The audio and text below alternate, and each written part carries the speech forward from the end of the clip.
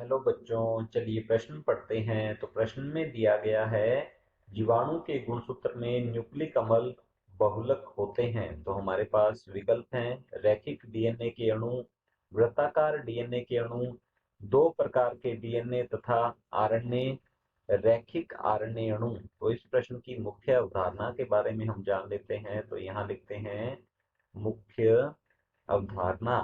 मुख्य अवधारणा है हमारे पास इस प्रश्न की, जीवाणु। तो लिखते हैं जीवाणु से संबंधित यह हमारा प्रश्न है। तो जीवाणु को यदि देखा जाए तो ये एक कोशिकीय है। तो यहाँ लिखते हैं ये एक कोशिकीय प्रोकैरियोटिक जीव हैं।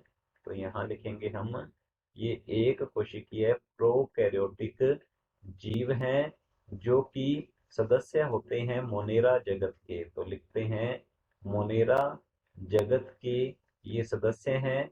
और यदि इनके गुणसूत्र के बारे में देखा जाए तो यहाँ लिखते हैं, हम बात करें यदि जीवाणवीय गुणसूत्र की, तो यहाँ लिखेंगे जीवाणवीय गुणसूत्र।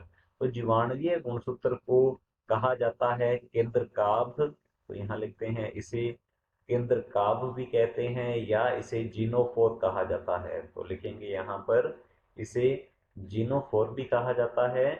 तो जीवाणुवीय गुणसूत्र जो है, इसमें हम कह सकते हैं क्या पाया जाता है, इसमें डीएनए होता है। और यह डीएनए जो है द्विसूत्री, लिखेंगे द्विसूत्री वृत्ताकार डीएनए।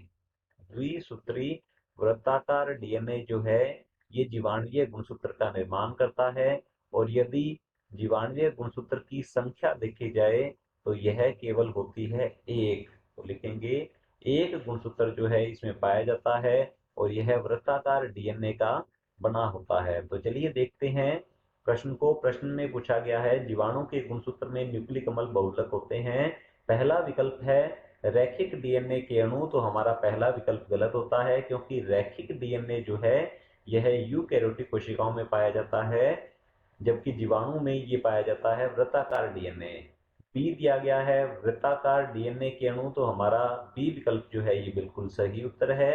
सी दिया गया है दो प्रकार के डीएनए तथा आरएनए। तो हमारा सी विकल्प जो है ये भी गलत होता है, क्योंकि ऐसा कुछ नहीं होता जीवाणुवीय गुणसूत्र में। और डी दिया गया है रैखिक आरएनए अणु। तो हमारा डी विकल्प जो है ये भी गलत होता है, क्योंकि किसी भी कोशिका में आरएनए जो है वो आनुवंशिक पदार्थ की तरह कार्य नहीं करता है। तो हमारा बी विकल्प बिल्कुल सही उत्तर है। आशा करता हूं आपको समझ में आया होगा। धन्यवाद।